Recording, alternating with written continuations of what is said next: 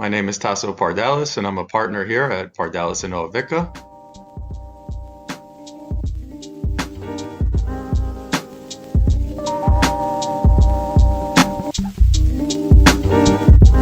I know how hectic most business owners' lives tend to be, and owning a small business is a lot of work, especially when you're trying to juggle a personal life and family. But it's also extremely rewarding to see your baby, your creation grow and become successful. And that success can also make you a target for others who are looking for a shortcut.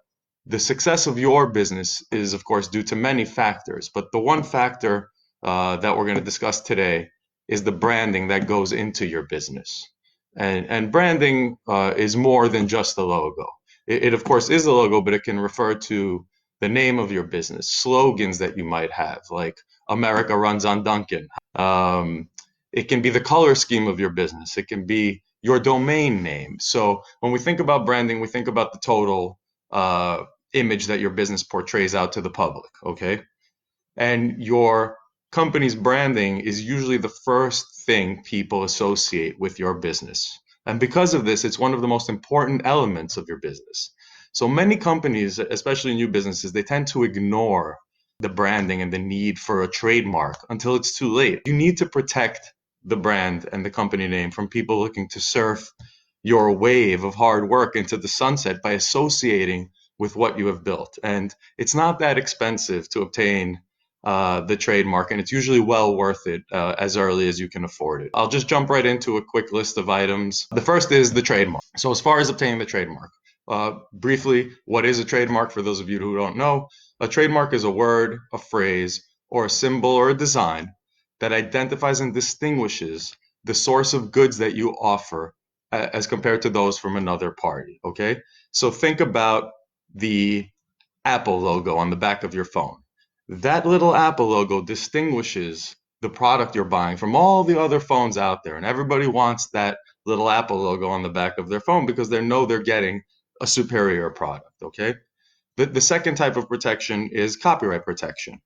Copyright protection protects published works, works of art, literary works, musical works, or works of expression. For many of you as business owners, you can get a copyright for the content that you've written for your website, or an article you may have written for publication, or a song or a musical score, or possibly even for a design or an illustration you have created for many of those of you in the creative field. The next 2 points are something that I've really been focusing in on a lot lately personally, both in my business and in the practice of law, and that is the policing of your brand. There is recent case law in this country that says that brands and companies have an active duty to monitor, police, and enforce any misappropriation, any improper use of their brand and their name and their trademark. Now, just for some of the tips today, there's 2 ways to go about this.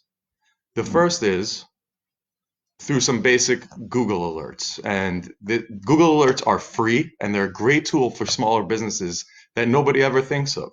And what do I mean by a Google alert? You basically go on Google, okay, and you put in Google alert, and it lets you set up alerts, and you can put your company name in, you can put your name in, you can put your slogan name in, and anytime that pops up anywhere on the internet, Google will send you an email with a link directly back to that site. And so you can monitor where your name is popping up. This is extremely useful, not only for monitoring potential infringers. So if someone decides they're going to sell the same product as you on Amazon, it will Google alert you, and you can go and stop that. But it's also good for monitoring bad press and good press, and just seeing what the general reach of your brand is out on the internet. I would recommend going and doing that immediately if you don't have it set up once we're done here. The next point is just a more sophisticated version of the free Google alert, and that is trademark monitoring. For many larger brands, we offer a more sophisticated and expensive legal trademark monitoring service, where our attorneys will literally monitor domain filings and copyright and trademark registrations around the world, in every country, for people who are targeting your brand where you might not be operating yet. You know, we do a lot of events at WeWork. We do about 2 or 3 a month where we give out free advice to startups and new businesses. And one of the things that I kept finding myself saying over and over and over was start small and think big. So if you believe your idea, your product, your company, may be able to service customers outside of the United States or offer its product outside of the United States. If you believe that your product can scale at that level, then you need to start examining that brand, that name, internationally as early as possible. Okay, so the first step in that process is to look for competitor names and products in other countries, of course, and you're going to start doing that on the internet. The second is to file for trademark and intellectual property protection internationally as early as you can. One of the things we regularly do is file for protection in the EUIPO, which is the European Union's version of the United States Patent and Trademark Office. We do that in the EUIPO, we do that in Latin America, and we do that in China and in Greater Asia. There's a big distinction here for those of you that are distinguishing between the US and China.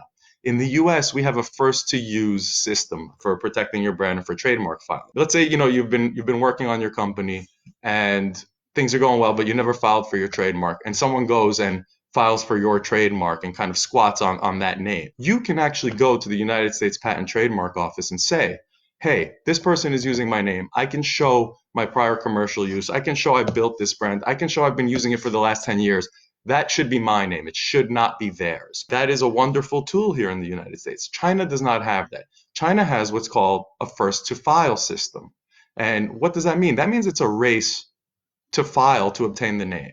So if you're operating, ABC Co. here in the United States, there's a high likelihood that someone, if you're doing well, will race to the Chinese version of the United States Patent and Trademark Office and file and obtain your brand in China. And they will have filed first and be entitled to that use, and it will be very difficult to recover from that. So you want to start looking at those things as early as you can. Next, we have further policing, but actual methods of policing. And what we're going to talk about now real quickly is cease and desist and takedown notices. And we'll start with the takedown notice, okay? So as you monitor and you police your brand, a Google alert or a notification, or you may see that someone is selling a similar product to you or using your name to sell a product. You want to make it a regular practice to sweep the internet to find infringers. And when you do, you will immediately want to send takedown notices to the sites that they are operating on, Amazon or on eBay or on Zazzle, Etsy, okay? And they will shut down the infringer. The second, whether you send the takedown notice or not, you need to send the actual infringer a cease and desist. You want to send it directly to the person or the website who's infringing or misappropriating or using your name so that they are on notice that you object and are actively enforcing against the infringing conduct and the products. Next point, you want to focus a little bit on contractual intellectual property and brand protection. What do I mean by that? You are entering into agreements with vendors and with people who are producing things for your company, developers, designers, employees, independent contractors. You want to have brand protection and intellectual property protection in those agreements. And it can be simple. It doesn't have to be a 20-page agreement. It can even be in a one-page agreement. An acknowledgement that you own all of the intellectual property in anything that is developed on your behalf, okay? For example, you go to someone, you say, I want to hire this web developer to build my website. The web developer sends you a one-page proposal. I will develop this website for $10. Great, you agree, price is good, you love his work. You want to put something in there that says anything that you create, any product that you create for me, I own all of the intellectual property rights in. And that's really important, because if you don't put that in there, the developer and the other people have a claim for that. Okay, they can say, I am the author of that copyright. I am the owner of that product. I authored it. I created it. So it's very important you have that.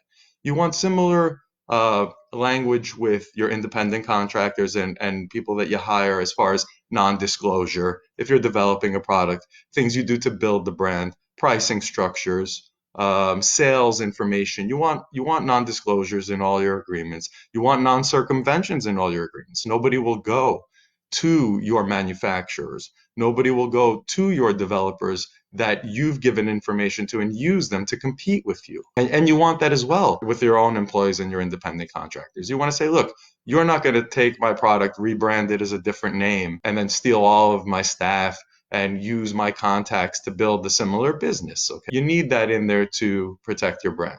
Finally, not so much legal, but very important, every interaction matters. In today's digital age, Customer service is the key to brand strength. Many businesses, including my own partially now, never meet their customers or their users face to face. Because of that, the customer can only judge the quality of a business on the service and the speed that it delivered. Every little customer interaction now is more important than ever before. And so customer reviews are also very critical. The first thing people do is they go to the internet to see what the internet has to say about it. They want to see what the consensus is about visiting, about using that service, about attending or dealing with that business. So good customer service will lead to good reviews, which does build your brand. Now, the final point of that is the bad review. It happens. If it's not a regular occurrence, don't get hung up on it. Okay, you can't please everyone all the time. You don't live in fear of the review, people. You just rise to the occasion and improve that customer service. That's all I have. I tried to breeze through the points as quickly as possible. Now let's get to the Q&A. We hear questions about when you can use the various trademark symbols. Can you tell us a little bit more about that? A lot of brands have either a little TM next to it or a little R. The difference there is you put that little R next to your logo so that the world is on notice that you have a registered trademark in that name. So if you have ABC Co., you will have your little ABC logo, and if you've registered that trademark and you have a registration number and a certificate from the U.S. Patent Trademark Office, you will put a little R next to that to say registered. When you see a little TM, what that means is that the person doesn't actually have a registered trademark, but they want the world to know that they believe they have a trademark or a common law mark in that name. If I never registered my brand's name, ABC Co., but I still want to protect it a little bit, I put a little TM there, and I can say, well, I was telling people that it was my trademark every time I used it, so they should know in case I have a dispute later. Okay, Christy, can I use my trademark before the registration is complete? The answer is absolutely. So you can use it even without filing, although you won't have as much protection if someone steals it. But from the second you file for trademark registration, you can begin using that mark and the world is on notice. So the trademark registration process in whole takes about 6 to 8 months. And we expect that to slow down now given everything that's happening. In the interim, from the second you file, you can begin using that mark. Nobody else can lay a claim to that mark. The world is on notice. It is registered at the USPTO as a filed application. I hope that was a good answer for you, Chris. Christy said I was the best, so I just wanted everybody to hear that. How should business owners go about creating or possibly updating their business plan? It's important to create the business plan or update it pretty regularly. The main thing investors want to see is who are the people behind the operation, what is the size of the target market, who are your users going to be, how big is the potential market, who's going to drive those sales, what the potential profit is in that market. So I hope that was helpful. Paul, when you file for a trademark, does it matter what type of corporation you own, LLC or S corp, for example? No, Paul. It doesn't matter. You can file as an LLC. You can file as an S corp. You can even file as an individual in your own name. One little tip or trick there is if you don't think your LLC will be in business forever, you might want to just register in your own name. For some people, that makes more sense than registering under a company that may change or sell or transition. So, you can always you can always register the trademark in your LLC and then transfer it into your personal name later as well. Okay. Can you file for a trademark without your business partner? That is a loaded question. The answer is anyone can file for a trademark at any time. That partner may then jump in and object to the filing of that trademark at the United States Patent Trademark Office and say that they are also an owner or co-owner, or maybe even the rightful owner of the entire mark. And there could potentially be a dispute later between the two partners, which, exposes you to a potential claim from that partner. Does the firm offer a startup package, one that includes filing for new businesses, acting as an agent, and creating legal docs? We do, and we offer very, very competitive pricing on that because we have a special set of pricing for startup packages that we offer to WeWork members. But for anybody who's contacting us through this presentation, we would offer that pricing to them as well. And we'll see you guys soon. Thanks so much.